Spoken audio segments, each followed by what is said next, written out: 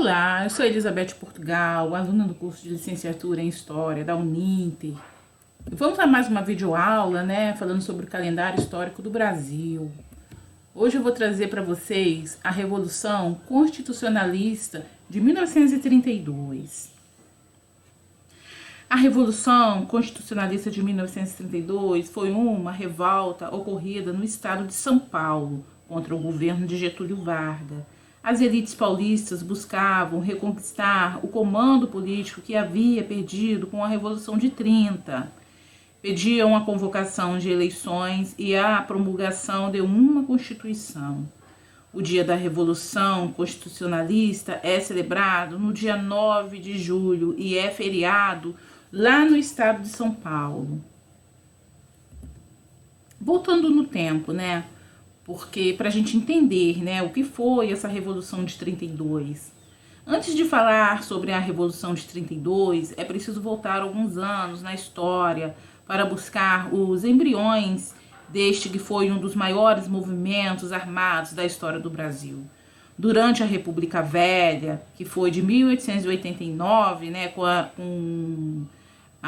no caso, quando a República foi instituída, a 1930, formou-se uma aliança entre os estados mais ricos e influentes do país, na época São Paulo e Minas Gerais, cujos representantes alternavam-se no posto da presidência da República, naquilo que ficou conhecida como a política do café com leite.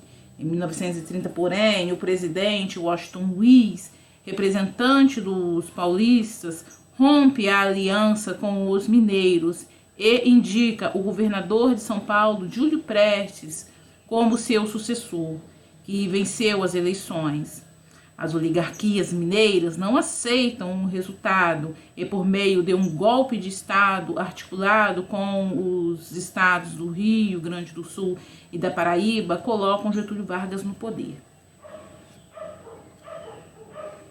Getúlio vem com uma nova proposta de modernização do país. O grupo que chega ao poder pretende promover essas mudanças de maneira autoritária, sem consultas eleitorais. Conta Alexandre Wecker, professor de História Contemporânea da Universidade Estadual Paulista e da Universidade Mackenzie. O novo presidente fecha o Congresso Nacional, anula a Constituição de 1891 e depõe governadores de diversos estados, passando a nomear interventores. As medidas degradam profundamente as elites paulistas tradicionais. Esses grupos que eram ligados ao Partido Republicano Paulista e haviam sido derrotados pela Revolução de 30, passam a trabalhar em oposição ao governo de Getúlio, diz o professor Alexandre. Já a partir de 1931, se junta a essa elite deposta um grupo mais moderno, que exige do governo a criação de uma carta magna que regesse a legislação do país, algo que Vargas vinha adiando cada vez mais, além de eleições gerais para a presidente da República. Ao mesmo tempo em que se formava esse grupo opositor, fortaleciam-se em São Paulo os chamados tenentistas, constituídos não apenas por militares, mas também por civis, que agiam sob sua liderança. Eles se reuniam no Clube 3 de Outubro e apoiavam as ações do governo. Explica o professor. Havia diversas brigas de rua entre os estudantes do Largo São Francisco e esse grupo getulista, os tenentistas. No dia 23 de maio, essas forças se encontraram e se defrontaram nas ruas de São Paulo, o que resultou na morte de alguns estudantes em praça pública, que ficaram famosos como MMDC, sigla das iniciais dos 4 jovens mortos: Martins, Miraguaia, Drauzio e Camargo. Mais tarde, adicionou-se a letra A de Alvarenga ao final da sigla, de um outro jovem que acabou morto por causa do conflito. Essas mortes foram o estopim que deu início, no dia 9 de julho de 1932, à Revolução Constitucionalista. Aqui na imagem, né, como foi comentado ali, a sigla, né, MMDC, é um cartão postal em homenagem, né, às inscrições em latim, é doce, é honrado morrer pela pátria, pelo Brasil faça seu melhor, não sou conduzido, conduzo, né, no caso ali as descrições estão em latim. Causas da Revolução. A Revolução de 30, depois o presidente Washington Luiz impediu a posse do paulista Júlio Prestes, levando Getúlio Vargas ao poder. No caso ali houve um golpe, né? Embora tivessem perdido sua hegemonia política, os paulistas apoiaram Vargas com a esperança de que ele convocasse eleições para a constituinte e presidente.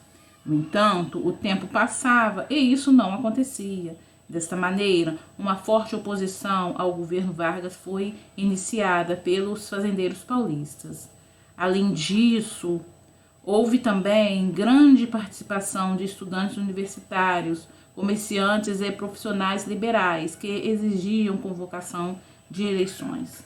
Assim, no dia 23 de maio de 1932, aconteceu um ato político a favor das eleições no centro de São Paulo. A polícia reprime um grupo de manifestantes e causa a morte daqueles 4 rapazes, né, que eu já havia comentado: Martins, Miragaia, Drauzio e Camargo. O fato revolta a sociedade paulista e as iniciais dos jovens tornam-se um dos símbolos do movimento.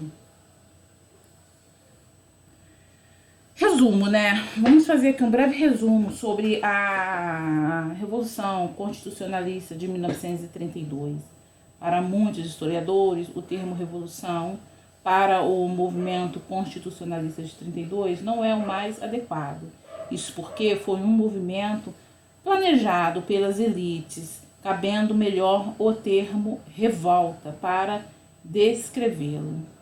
De qualquer forma, a Revolução Constitucionalista de 32, ou Revolta, ou Guerra Paulista, foi o primeiro grande levante contra a administração de Getúlio Vargas. Também o último grande conflito armado ocorrido no Brasil.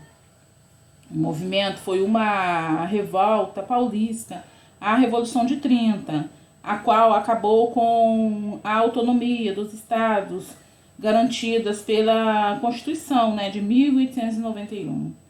Os insurgentes exigiam do governo provisório a elaboração de uma nova Constituição e a convocação de eleições para presidente.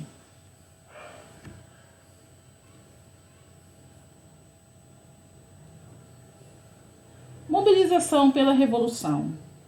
A revolta se iniciou no dia 9 de julho e foi liberada. Mobilização pela Revolução. A revolta se iniciou no dia 9 de julho e foi liderada pelo interventor do Estado, cargo equivalente ao de governador, Pedro de Toledo. Os paulistas fizeram uma grande campanha usando jornais e rádios, conseguindo mobilizar boa parte da população. Houve mais de 200 mil voluntários, sendo 60 mil combatentes. Por outro lado, enquanto o movimento ganhava apoio popular, 100 mil soldados do governo Vargas partiram para enfrentar os paulistas. Combates militares.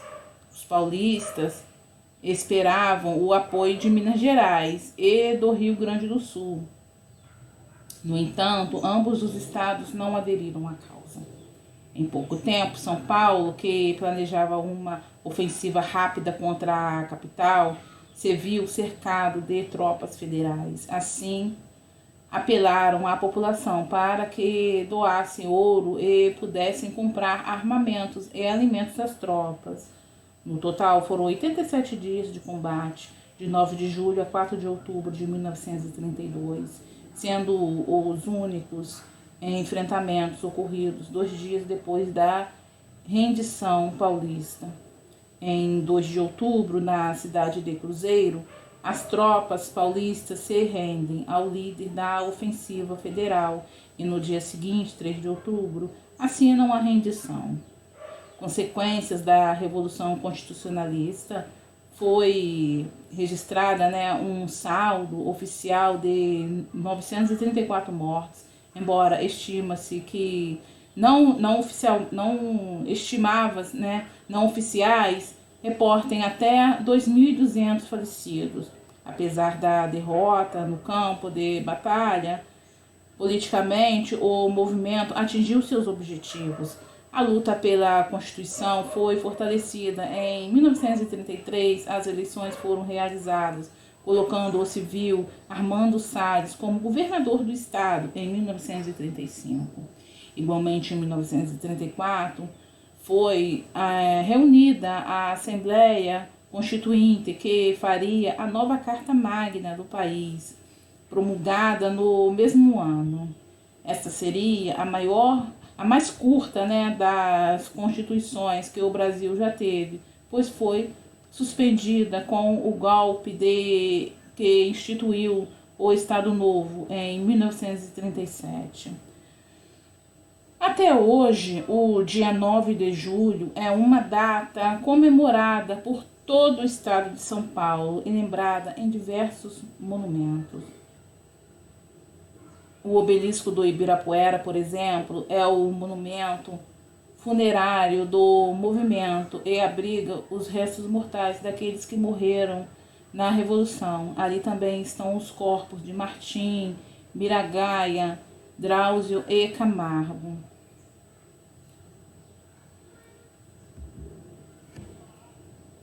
Então, galerinha, gostaria de agradecer mais uma vez, a quem chegou até aqui, ao final dessa videoaula, falando sobre a Revolução Constitucionalista de 1932. Gostaria de pedir, se possível, que vocês deixem o nome completo, e-mail, para que essa aula, que faz parte do curso de extensão sobre o calendário histórico brasileiro, seja validada. E até o nosso próximo encontro. Fiquem com Deus.